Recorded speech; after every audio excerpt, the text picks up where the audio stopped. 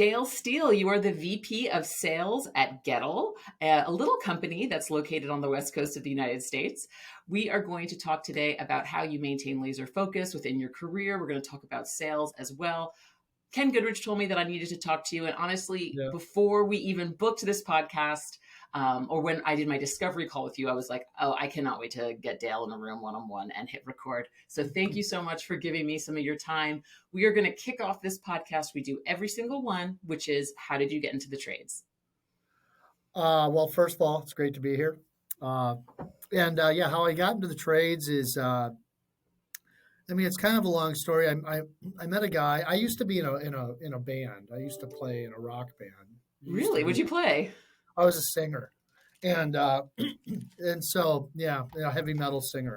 A heavy metal? Dale, you Yeah. can't come out the gate saying you were a heavy metal singer on the Toolbox of the Trades podcast. I need to know more. I know, but we can get into that. But I did that, and I needed a job, and I got done with I went out on this little tour, and I had to have a job when I got back, and I knew a guy who worked in a contact center, excuse me, setting appointments for an air conditioning company, just a little mom and pop shop in Phoenix, and so I went in there and I went in to apply for a job, and I met the contact center manager and interviewed with him, and he said, you seem like a good guy, but I just don't have anything for you.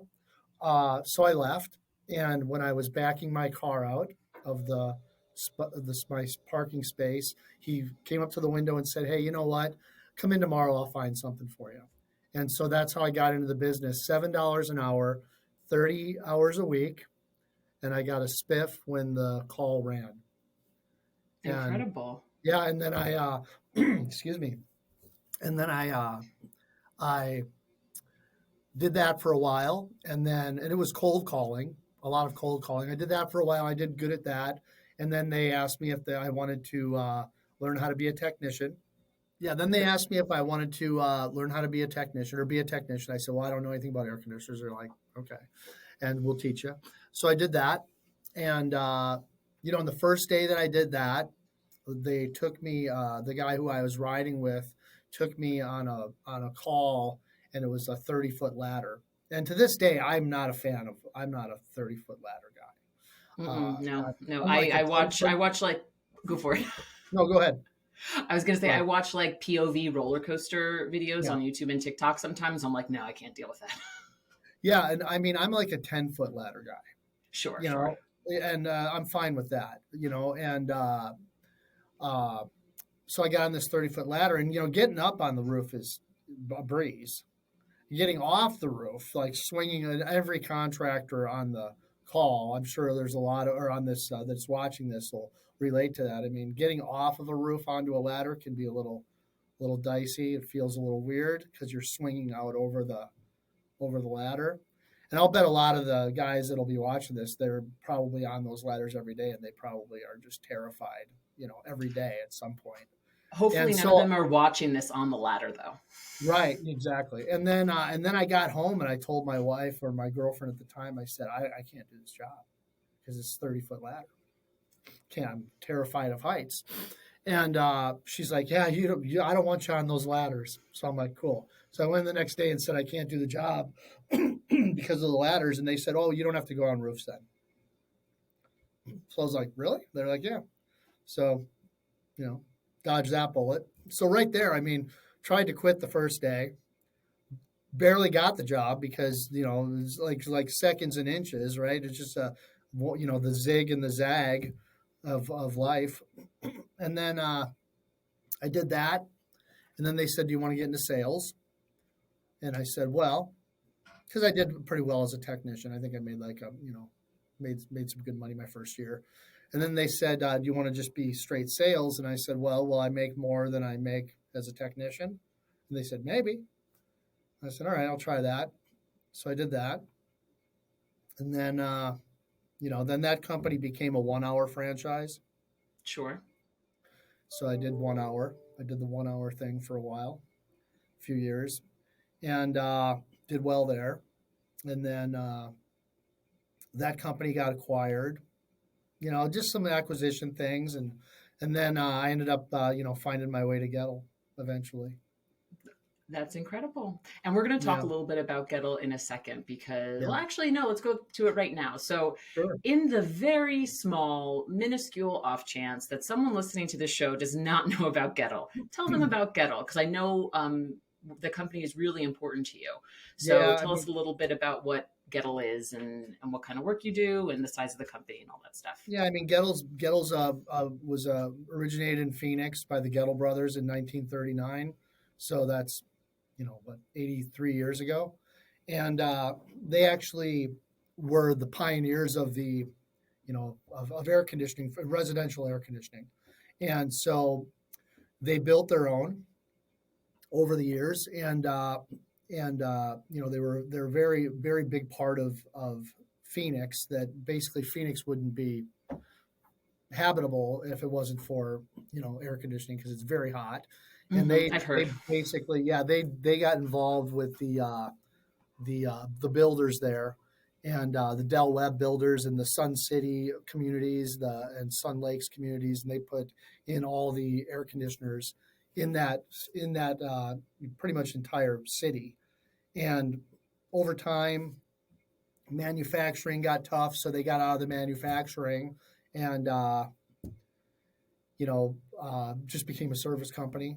And then they've been around forever. They went through tough times, high times, tough times, and Ken Goodrich ended up buying the company, and next thing you know, I found myself working there. And I remember when I was a technician in the field and I was getting trained, and whenever I'd see a Gettle air conditioner, the guy that I was training with was always, those are, they run forever.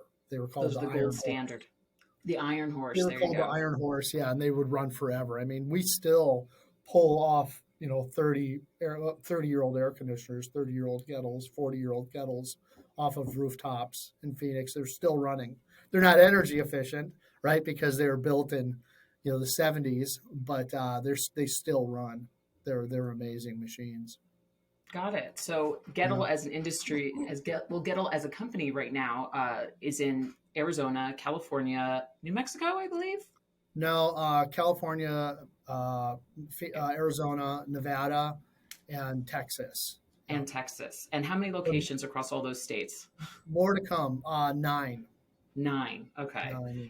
And you are the VP of sales of all of them. So from Yeah. someone who got back off tour from his heavy metal band and just Yeah. happened to roll into a residential service shop and Yeah. barely got the job, almost quit. You're now VP of sales of one of the largest HVAC and Yeah. plumbing companies in the country, and with Yeah. some of the with honestly one of the best reputations. I mean, Ken Goodrich is a giant in the industry. I've had him on this podcast twice. He Yeah. specifically recommended you.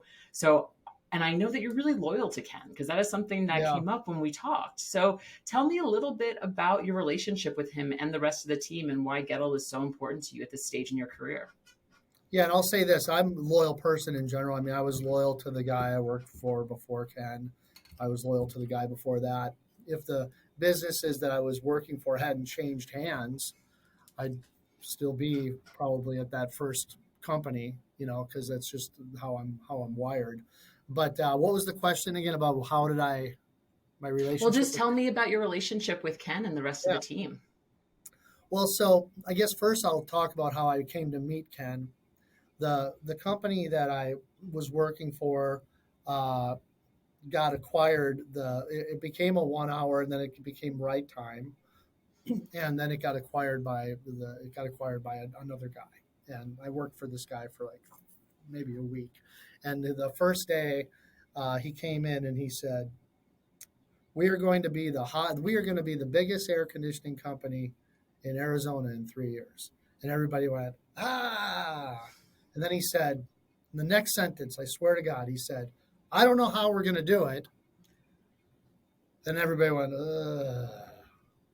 Then I called my friend who was working for Ken, and went and worked for Ken.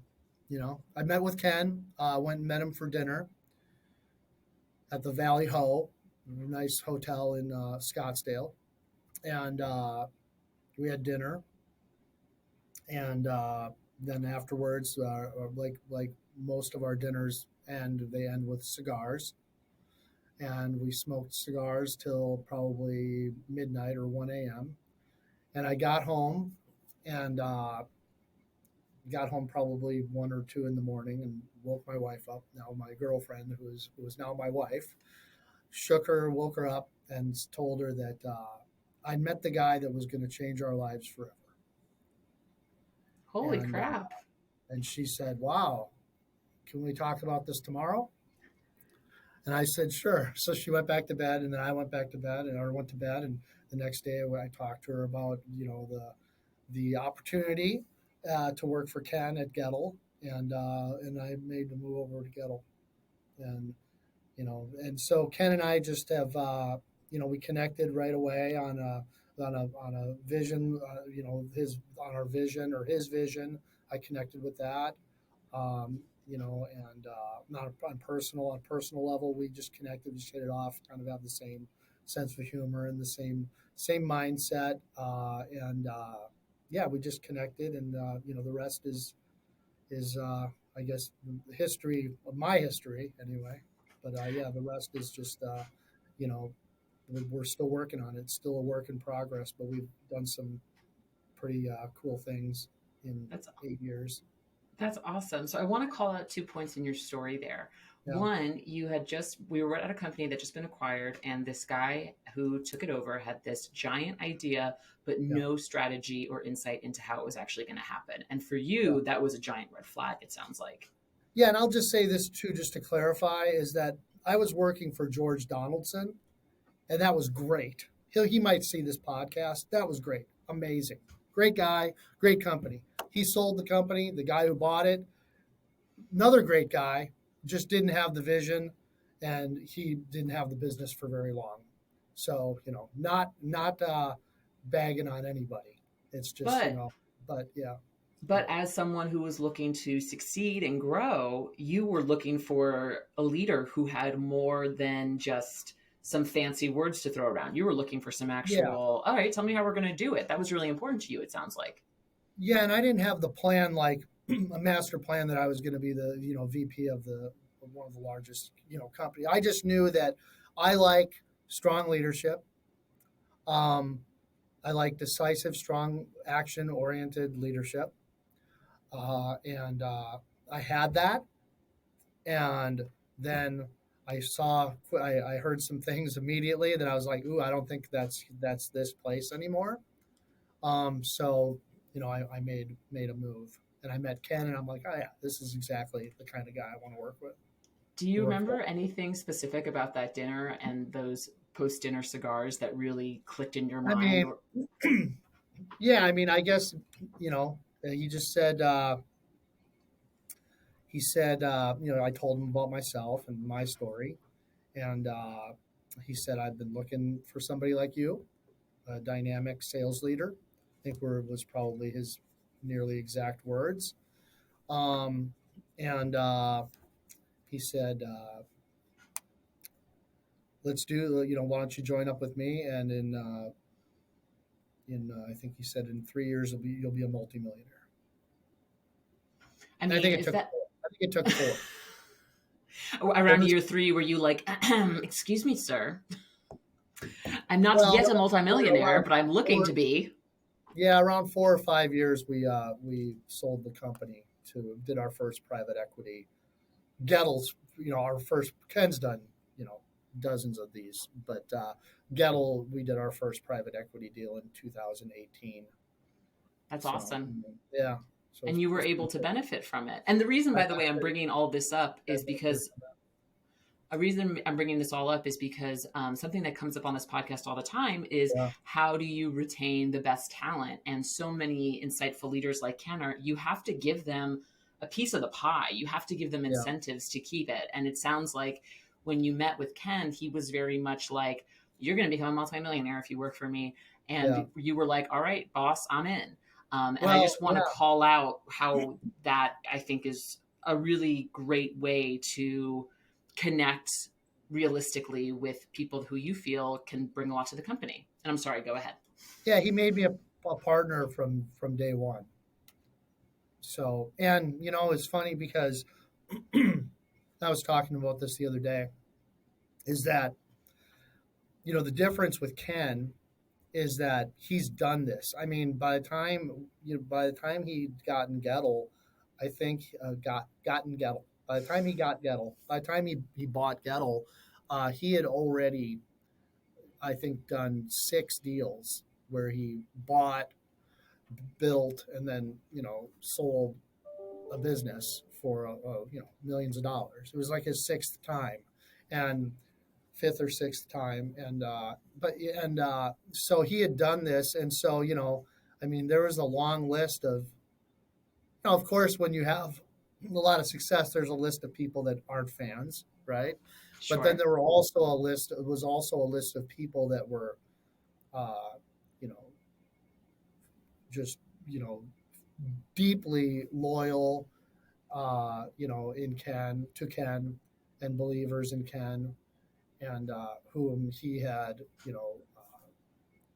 allowed them to or helped them to build wealth, you know. Yeah. And so I knew that there were people who told me that weren't fans that were like, oh yeah, you know, he's told that to a lot of people and it didn't work out and this and that. And I couldn't find anybody through my extensive research. I was like, everybody that I've, looked into, I was like, well, they didn't get their, you achieve this, you get this. It was very, it wasn't just some like arbitrary, you know, gift. It's Sure. like, if we achieve this, you get this. And if you didn't achieve it, you didn't get it. I mean, it's whatever it is, right? He Whether didn't, it's he a didn't bonus, whether it's a pay, it's a wage. You sell the air conditioner for $15,000, this is what you get paid.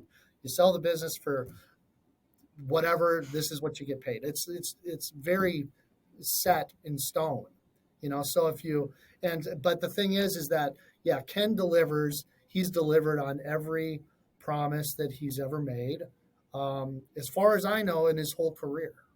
hmm So I was like, this is the greatest thing ever, That's and awesome. yeah, and so you're joining up with, it's like, you join up with Tom Brady, and he says, follow me, and I'm going to take you to the Super Bowl.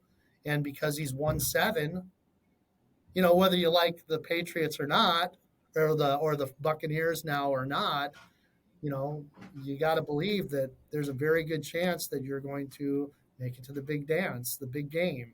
And so when Ken Goodrich tells you that do this and this is going to happen, there's good reason to have faith in that. So yeah, Ken's a great guy. He's a good person. He's got a big heart, and he's very charitable, and he's visionary, and he's I'm a better person since I've known him. And he's made, in my life, my personal life, my career. I'm not going to say I owe it all to Ken because I worked hard, but without Ken, I would definitely not be here. I wouldn't be on I'm this podcast with you.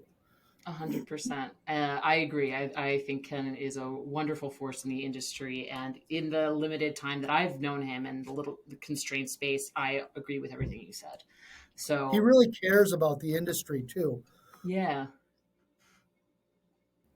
That's a thing that, he truly cares about the industry. He, he's text messaging. I mean, he's, and he shares a lot of things with me. And I mean, he'll have people that he's never even met face to face reach out to him and tell them that, they read his book or they saw his podcast and they implemented something in their business. And now they've had this windfall of success, and they're thanking him, and it's like that's the ripple effect that he has had on this industry that he probably doesn't get enough credit for, but he's not really looking for that. yeah. All right, I want to talk about you a little bit Yeah. because Gettle, as we know, is a super high growth environment. You guys have been growing exponentially, been doing all of these crazy deals. Yeah. And when you and I first spoke, you said that you like to avoid distractions like the Yeah. plague. In fact, this is the first solo podcast you've ever done. Yeah. So, how do you manage that avoidance in such a high visibility role at a high profile company?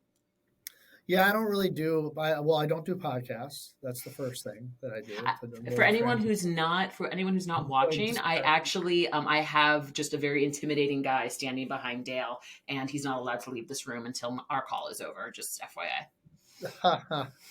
um. So yeah, I mean, the way how do I avoid distractions? I mean, I don't really. I try to fly under. It's hard. Yeah, I try to fly under the radar, but you can't really fly under the radar when you're the VP of sales. But I just try to not I stay focused. I don't really do a lot of networking outside of Gettle.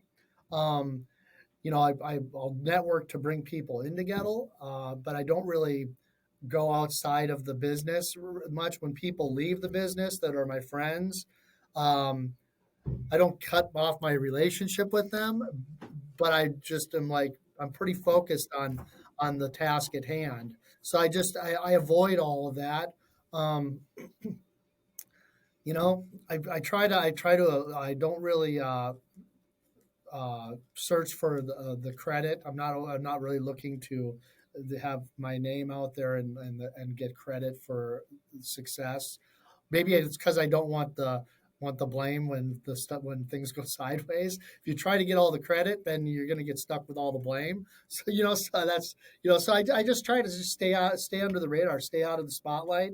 I don't go on. I'm on a lot of those social media groups, but I don't ever post. I just creep around and like read and like look at all the crazy things that people say and the petty disputes that they get into, and I just watch all of that and learn from it, and I just try to be absorb everything around me and try not to make it about myself as much as possible, and you know I just try to avoid all of it. Now Ken has said he wants me to start getting into more of this stuff, and you know, Sharing your and expertise for sure. yeah, so Well, here I am. I'm curious when it comes to laser focus, because I struggle with this a lot. Yeah. I am total millennial, grew up around screens. Anything can distract me. So, how do you just maintain focus? Do you do like bullet journaling or something, or do you have a specific process that you follow? No, I mean I come in every day. I've got my with in our business we come in the scoreboards at zero every day pretty much. So I focus on metrics. I have my key people throughout the organization that I'm in contact with. So it's just very metrics oriented. The we have our daily our DSC, our daily compass that we look at for all of our sales metrics, and that tells the story of the business. And then I reach out to my team, and we pull the necessary levers to drive the numbers and drive the results. So I keep it very focused on that. I try to stay out of the personalities, that which is tough because the business is all people, right? I mean, come to find out that in the air conditioning business, you know, in the it's probably 20% about the air conditioners and it's 80% about the people, whether it's the customers or the technicians or the installers, because you have to drive all of the results through the people. And but I try to stay out of the personalities as much as possible and drive it by the metrics, by the Mm. numbers. And so the numbers you can focus. I mean, when I'm staring at the DSC or a spreadsheet and looking at the numbers, it's kind of everything else kind of fades away. So I just try to drive it that way. Totally. I mean, that makes sense from a logistical standpoint. And I'm totally going off script here. I hope you don't mind. But Oh, no, that's fine. in recent episodes I've recorded, we talk a lot about personnel and the importance of making people feel included and connecting with your team on a pretty, I don't want to say, I don't want to say like a pretty intimate basis by any means, because I still think at the end of the day, businesses are businesses and they need to turn a profit. Yeah. But it is important to, connect with the folks that are underneath you. So how do you Yeah. manage in between that? I don't focus on the personality, the numbers drive my actions, but how do you kind of weigh that against, this is a people business and all the business happens to the people. So how am I Yeah. connecting with the people? Does that make sense? Yeah. I mean, I'm a sales guy, so I'm definitely, I'm a personable guy, approachable, always up to talk about things that aren't associated with business. I can get, I got to clear my throat. I'm sorry. No, no, no, you're okay. I can get down rabbit holes on other topics. I'm a football guy, right? I'm a, when I walk into the contact center, when I'm walking through, I want to know what people did on the weekend. Hmm. I can, because I probably didn't do anything. I might have just sat on my couch and watched TV. So I want to hear what whether they're the kids in the contact center, what they did for the weekend. Maybe I'll see somebody's social media and see that they were somewhere, and I'll ask them about it. So I try to, I'm very focused. When I get in my office and the door closes, I'm focused. But to get to my office, I walk through the contact center, I walk through shared services, I walk through the shop, and I know who's everybody's football team is. I know what they like to do. You know, I want to make sure that I'm having real conversations with people, and that's really with as a salesperson. When I was a salesperson, I just like to have real conversations with people, Yeah, and so I make sure that when I'm in front of somebody, I'm having a real conversation. I mean, this is a real conversation that we're having right now. it is. It is a real conversation. So I want to talk about, man, you've given me some great stuff already. I would be remiss if I did not ask the VP of sales at Gettle about your preferred sales approach. So, what are some common sales words of wisdom that you like to impart on fellow contractors when they ask it, or rather when Ken's like, "Hey, talk to this guy or gal"? Yeah, I mean, here's the thing about is let me I got like this frog in my throat. Oh no, no, you're okay. uh sales sales is funny because it's funny because everyone can sell.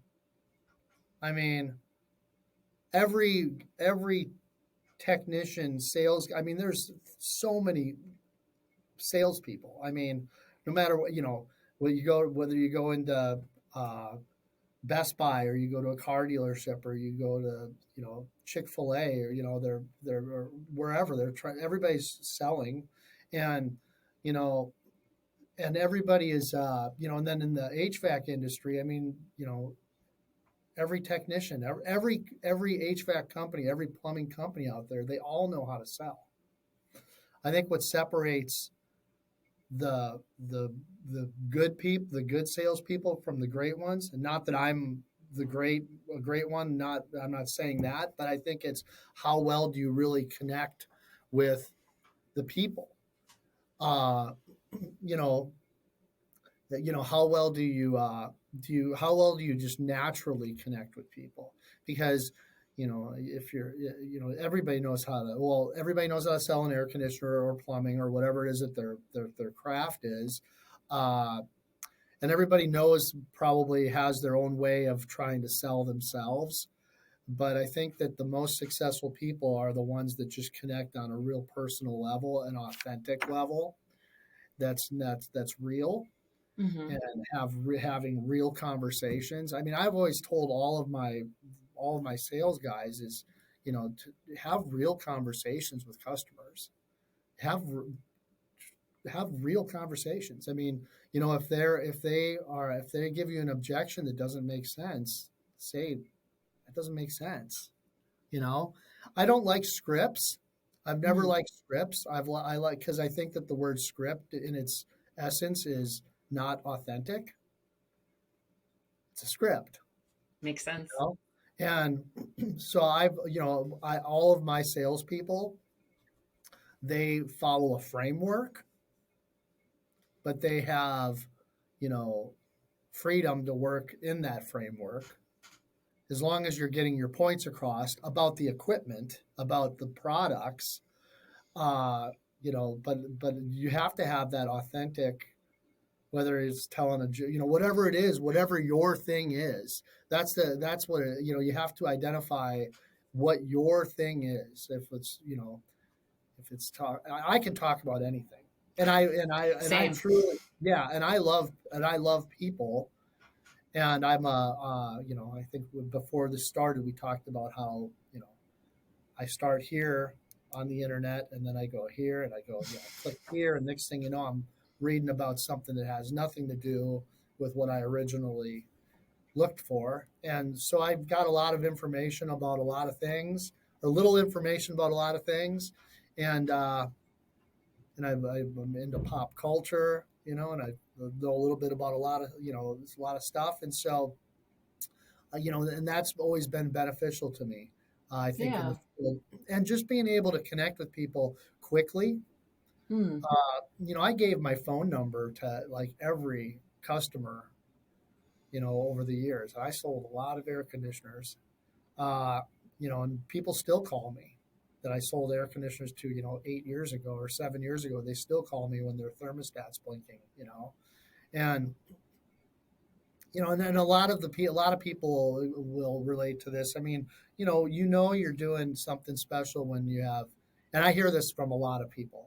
When you have customers inviting you to dinner, and want you to bring your wife over or bring your dog over, or they want to. I've had customers that made me call my mom Oh my when I was, goodness. and that just the connections with people. That's what it's to me. That's what it's all about. Because after I guess I've been doing this for 14 or 15 years now, and like I said, I've sold a lot of air conditioners over the years, and but I don't remember any of the air conditioners. Oh, of course. Yeah. It's No, of like course. that one. I sold that 16 SEER variable speed system to that. I don't remember any of that, but I remember the people. I remember the people.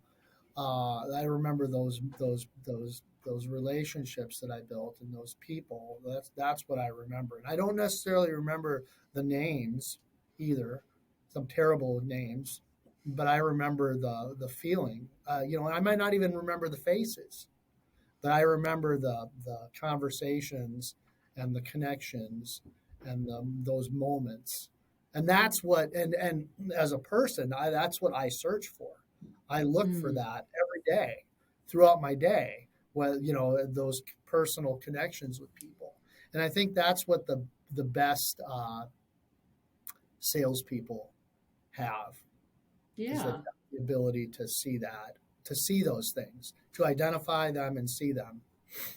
Yeah. And Well, if you for believe you, in the product you're selling, and if I connect with you and I believe in the product that I'm selling and I believe it's going to truly benefit you and your family, then, I'm okay with being passionate, not yeah, pushy, but not passionate. pushy, but passionate. Yeah. Yeah. You know, So so, obviously, being a people person comes naturally to you, right? You're a yeah. performer. Yeah. Um, what do you say to technicians who want to get into more of a sales role that maybe are a little stiff, don't have that kind of ease with them? Do you think that that's something that really has to be innate in their personality, or do you think it can be trained? I think that it can be trained to a point. I think that the people that have it, they're, they have a leg up. But I think can be trained to a point. I mean, there's some people that just really struggle that, they can't look you in the eye, or they can't, they have some bad habits, and, they just struggle with that, or they have like major like social anxiety. They just can't connect with people. I think you can probably, teach some of that for them. They can learn some of those things. But I think in some ways, the if you have the natural ability, the natural gift to connect with people, and then you learn the tools of say the sales tools, then that's the best platform. But I've seen guys that come in the door, people, some gals too, have seen people come in the door that, couldn't have a conversation with, weren't confident in conversations with customers. And, we have some systems that can help with those people, help those technicians, and they can be successful. Yeah, That's great. we've taken people like that struggle with communication and made them very successful. That's awesome. That's great to Yeah, hear. Um, and you mentioned already that you don't like scripts, and I wrote that down because I wanted to yeah, get into that because, oh man, people love a script, love being able to control every element of the customer journey. I've heard yeah, owners that say, you got to know exactly what your technician is doing the minute they park in front of the customer's house until they pull away. And the style I'm getting from you is really more of, it sounds like scripts really squash authenticity and just make things really mechanical.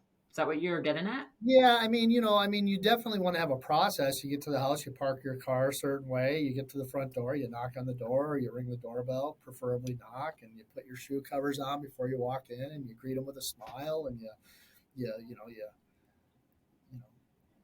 know, you build, you look around the house, you try to identify some common interests and that you can talk about. Those are all things that, that we want to, that we preach, and then, the overcoming objections. If they say, I can't afford it, you have your objection handling, your way to do that. But and you want to know all those things, you want to learn Sure. all those things, because otherwise it feels like somebody threw a, glass of cold water in your face when you weren't expecting it. You're just shocked, and but I think you need to take those scripts, and you want to make all that stuff your own.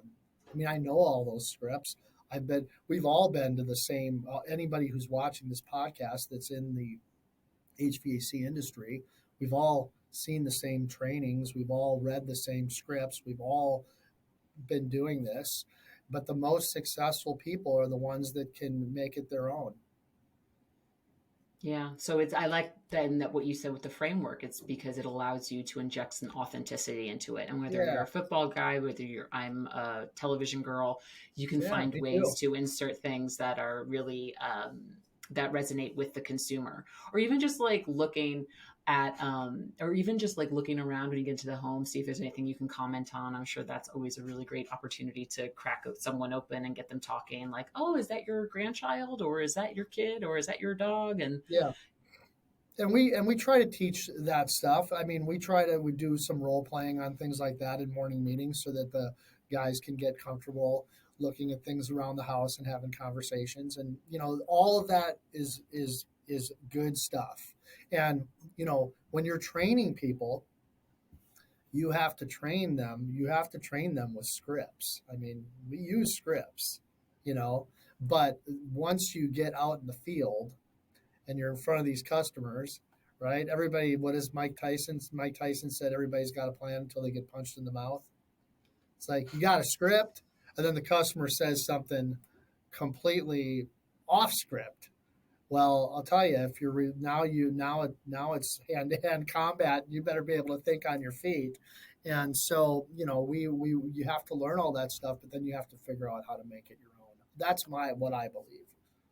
yeah, I love that. And having And I all of think people those. see right through it too. I mean, I mean, Gettle calls you up, or whoever calls you up and says, "Hey, we're going to come out and perform your your your free maintenance."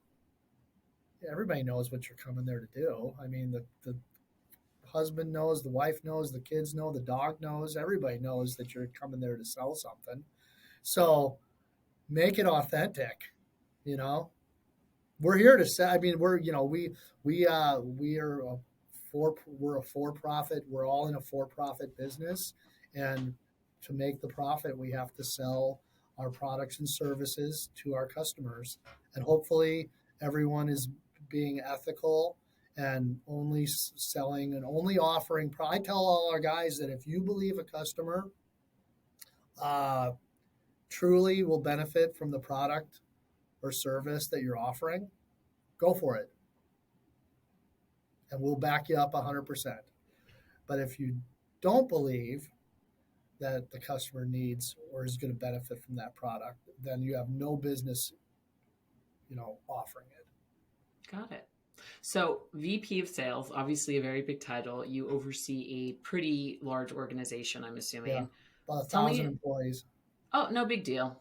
Yeah. No big deal. Just a cool Ken would make the thousand. argument that it's that every employee is my responsibility. Definitely. So tell me Yeah. about your second in command and who underneath you kind of helps run the sales machine. Who are the people Yeah, I've that got a you few. I rely got a on? few. I've got a guy, Stephen Gamst. He's We acquired his business in Las Vegas a few years ago, and he came with it, and now he's in Texas.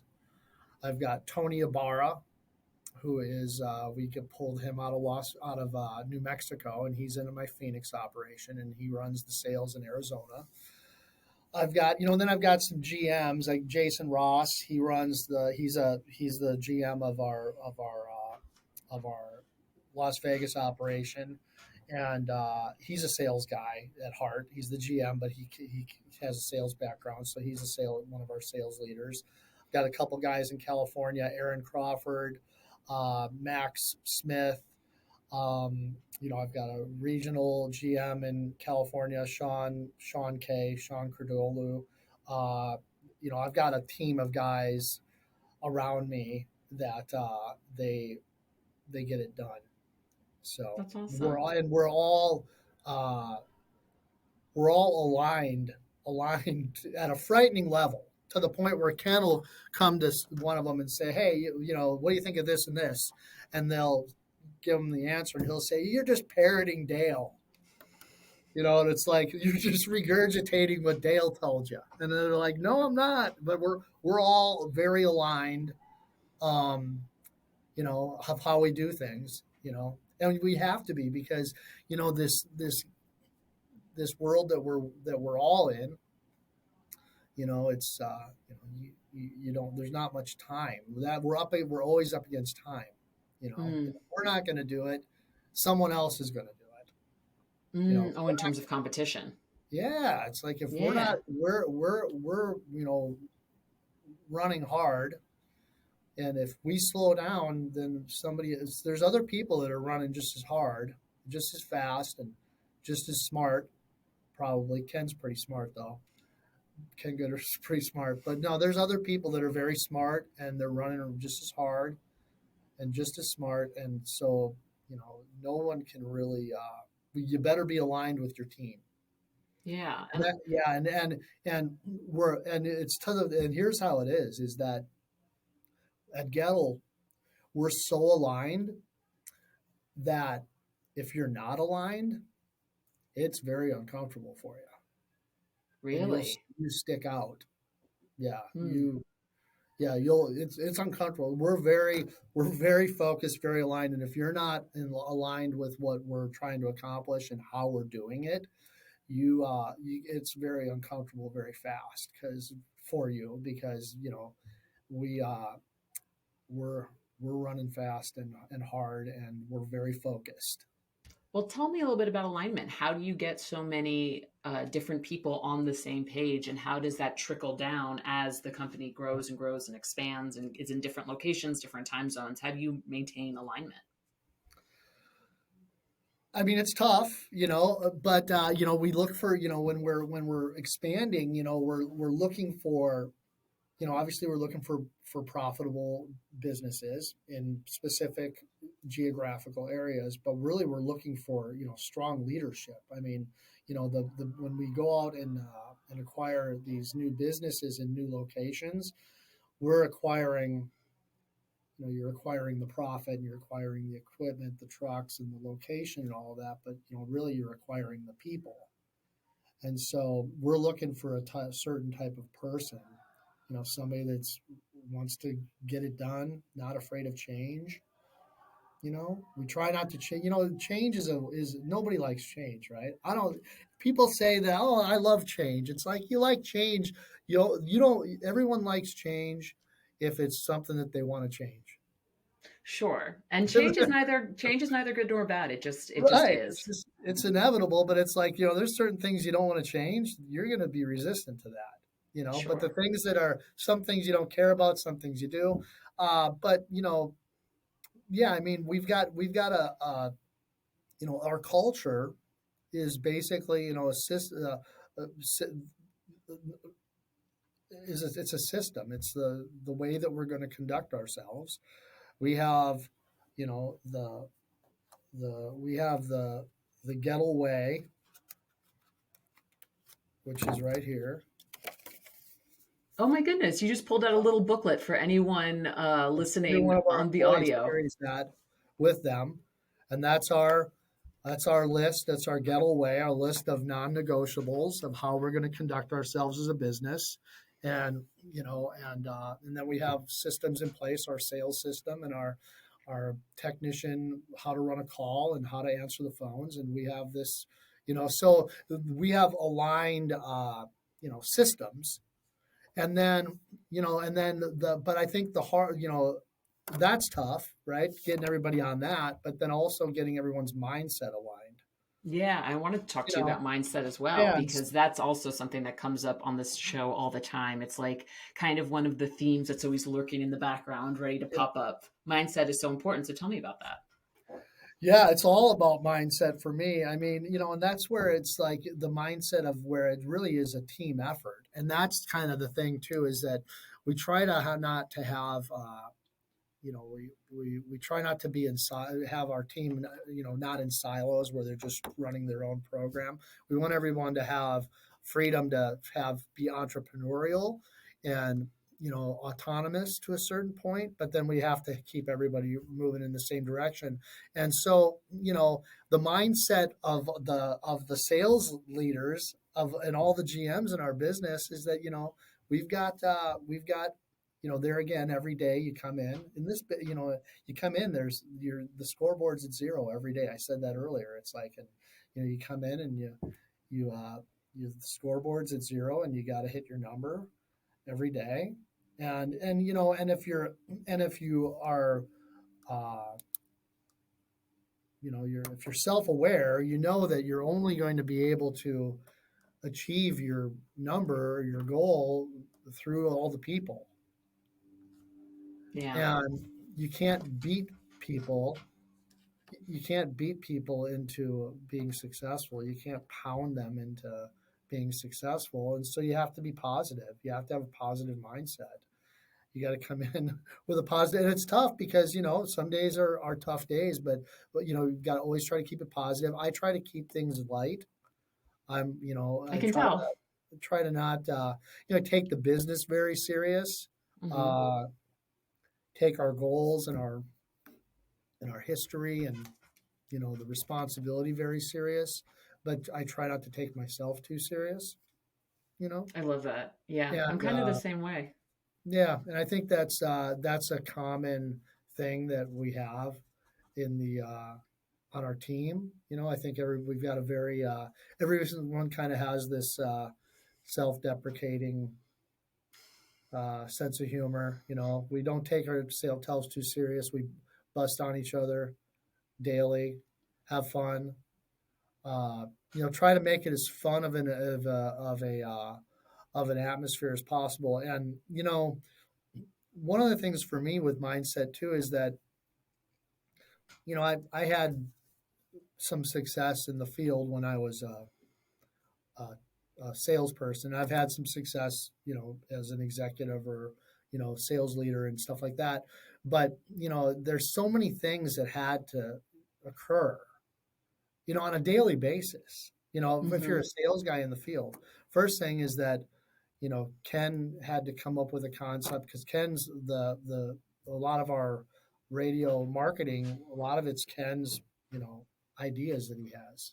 He's up at late at night and, thinking about something, and he sends an email, and next thing you know, a script is written for a commercial. And so first thing that has to happen is a commercial has to hit the radio, and then a customer has to connect to the commercial one way or the other, pick up the phone, call the call our contact center, and then we got to answer the phone, right? And we got to answer the phone in a certain amount of time, or the And in customer's a going to, certain way.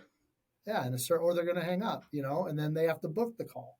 Hmm. And then then the, then the operations team has to put the call on the right technician, and then the technician has to go and get in front of the customer and build a relationship. And then all these things have to happen. And then if all those things happen, then when I was a sales guy, then I'd show up on a sales call, and then I'd have to connect with the customer and then sell the job, and then the installers would have to install it. So there were so many things that had to happen. I don't know, there's probably 20 things that have to happen, probably 100, That have to that happen have to happen before you make business, before you before are I even able get an to. opportunity to make a sale. Exactly. So when I make that sale, can I really take credit? I had a Yeah. part in it. I played a part, but how big of a part? Yeah. Every, everybody knows how to sell an air conditioner, you So know. interesting. Yeah. So so when you have that perspective that it really is a team sport, there's different players. I mean, you got the quarterback, right? That's maybe a little more of a glamorous position as opposed to a lineman or whatever it is. But it's like it really is a team effort. And then the installers, they're the ones who have to really deliver. They got to deliver on all the crazy promises that the dipshit sales guy makes, right? You know, so it's like, Yeah. Yeah. I've been on the so installer side of businesses yeah, before, just so cursing salespeople under my breath. so I think when you really understand that and you really believe that, it's hard to not have kind of and it's hard to not have a positive mindset, or it's hard to not truly appreciate, you know, the, behind me is on the other side of that wall is a 100-seat contact center. Yeah. You know, they're the ones that are there. That's the first touch point. Yeah. And so when I walk through there, I appreciate every one of them. And when I was a sales guy, I appreciated, every time I sold a job, I'd buy somebody lunch. I'd buy the office lunch. When I started making lots of sales, I didn't do that. Do it maybe every other sale or something, but or maybe once a week I'd have a pizza party or whatever. But there are so many people that are involved. And then today, as the VP of sales, it's like, come on, it's like there's like 1,000 employees doing their job. So if I get on a podcast and start talking about all the great things I've done, it's like there's a Hmm. but there's 1,000 people doing great things every day at Gettle, so that I can do my job. That's The awesome. tail does not wag the dog. I love that. I want All about to. the field. It's all, and I'll say this too, for contractors, it is all about the field. That the magic doesn't happen in the office. It happens in the contact center, but the magic doesn't happen in a planning session in the conference room with the executive team. The magic happens when a happy technician or a happy CXR answers the phone and you can hear the smile in their voice. And when a happy technician gets in front of a happy customer, that's the magic. Or when the installers go out and install this job that looks just like a work of art. The tankless water heater is just perfect. And that's the magic. And so everything that I do or that we do as, leaders needs to support that. And every day I have to ask myself, I don't ask myself this every day, but I should ask myself every day if what I'm doing or the ideas that I have or the things that I'm trying to implement or make happen is supporting that, Sure. Yeah. because otherwise it's truly the tail is wagging the dog, Yeah. I you just know. want to summarize what you said here, right? Because I love the mindset of this is a team sport. I cannot run this thing alone. I need the support of all the people around me to help get us to the goal line, score that point, whatever that may be. And you also talk about alignment having that booklet in your back pocket as this is what Gettle's all about, this is what we strive to do, and then having those systems. Those are all three big components that enable Gettle to have the high growth environment that it currently does. And I think it's something that I want the listeners to take away as they think about, how do I start building this foundation for growth and scalability as I aspire to potentially be someone like Dale or someone like Ken Goodrich. Because I think that's really important. I love that you brought it back to team sports. I thought that was very cool. And it actually got me thinking in terms of how I work and how I can better contribute to my own team. Yeah, and I mean the growth component. It's if you don't have the foundation, right? If you can't, you build I mean, you can build a house that looks amazing on sand, right? But if you don't have that solid foundation, the house might look beautiful, but eventually it's gonna start getting wonky, right? Totally. And yeah, and so when you're running as fast of a pace as Gettle is, or as a lot of our colleagues are, we're not the only one. We I think we believe we're the best. But there's lots of people doing lots of great things in this industry. I could name lots. I could name a dozen. You know, but we have to have a really solid foundation. Yeah. You have to have solid people and solid and really solid systems in place. Uh, Otherwise, I mean, there again, it's like, if you're trying to sell, because if the game that we're all playing is trying to, and this isn't what everyone wants, but a lot of people a lot of the contractors want to build their business and then sell it, you know, and then do it again. And, you don't want to sell. And if you sell, and the people that are buying the businesses, they can sniff it out. Yeah. They can sniff it out like, yeah, there's lots of money, lots of revenue, but the foundation is very, very shaky. And they're the people that buy the business from you. They're going to do the same thing. They're going to try to build it, and then they're going to sell it. And their reputation, we all put our. If you sell, if you sell me a car and you sell me a lemon, I'm never going to buy another car from you. Exactly. I'm going to make sure that if I sell you an air conditioner and it's a lemon, you're never going to buy another one from me, and you're probably going to let everyone that you know to not buy one from me. If I sell you a business and it's a lemon, you're never going to buy another business from me, and you're probably going to tell all your friends to not Don't buy buy it. business. Yeah, so it's like you really have to make sure that the foundation is solid. That's what Ken really, you know, he always brings it back to the basics, back to the blocking and tackling, just the basics. It's like if you're a Wow. technician in the field, and you're struggling in the field, and you ask, I'm having a really hard time. What should I do? And I just would always say, go back to the basics.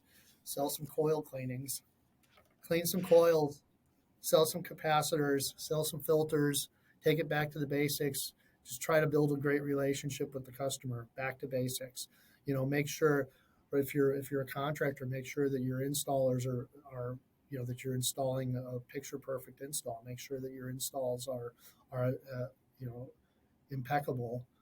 Deliver and do a great job. To be a great air conditioning contractor, a great a great plumbing contractor, or whatever the type of contractor you are. Be great at the craft, I love that. first and foremost, and then you focus on, then you can build your business, but you got to have that foundation. Dale, I love where we ended up. I thought we were going to talk a lot about maintaining focus, and we ended up going into team sports and building foundations and making sure that stuff is strong so you can grow. And I love that. I love when conversations like this get to evolve and grow. I don't want to keep you much longer because you've been so generous with your time, but I have two more questions I want to ask. Okay. First up, what should we have talked about that we didn't talk about yet? Is there anything on your mind that you want to share with contractors as a whole on the Toolbox for the Trades audience that we can talk about right now? Just keep mindset. Keep your head straight. I've, a lot of people when they have some success, as if if there's any technicians on this call, or on this podcast watching, I've seen a lot of guys that get some success and they just for whatever reason they freak out. They go out and they buy, they have a good month and they go out and buy a truck that they can't afford, or they buy or their ego. They think that that the success is because they're great and they can take their craft. And we've had guys say, they do the little LeBron James decision and they say, I'm going to shop my talents to the highest bidder. Hmm. We've had people say those words, and it's just, and their ego is terrible. So stay humble, whatever, because there's somebody working harder than you, just as hard, and there's always somebody smarter and working harder, and so just stay humble, and and try to make sound decisions. It's like when things are going really good, people sometimes make really bad decisions when it's going really good. Like, oh, I'm doing so great, I can do this anywhere, and they leave a great situation. Or when things are going really bad, they think, oh, I'm not being treated right. This is all everyone else's fault. So I'm going to leave. And they leave a good situation. And really, is a lot of times the people that are the most successful, in my experience, is they're the ones who just stay the course. Hmm. They stay the course. They're the with the tortoise in the hare, right? They're the Sure. tortoise. They just keep plugging away, you know, I love that. and they stay humble. So Yeah. I'd say that's the thing I just want to anybody, whether they're a business owner or a technician in the field. It's not a sprint. It's a long. You got to play the long game, and you can make a really nice living. I love that. All right. So now that I know about your history, I'm so excited to ask you this question. If you had to choose a song to be the soundtrack of your life, what would it be? AC/DC. It's a long way to the top if you want to rock and roll. Hell yeah. That's perfect. Yeah, That's so perfect. May I ask and it before we is. It's a go for it? long Tell me more. path to whatever it is that you're trying to accomplish. It doesn't happen overnight. I love that. And may I also ask, what was the name of the heavy metal band that you used to sing for? If you want to divulge. Uh, I was in a band called the letter F, 5. F5. Yeah. Fantastic. Yeah. Well, Dale, it was an absolute pleasure talking to you today on Toolbox for the Trades. Thank you for taking time out of your busy schedule. And I will take your words to heart. Today, I'm going to practice humility and hopefully for many days moving forward. Thank you for being a guest. Thank you.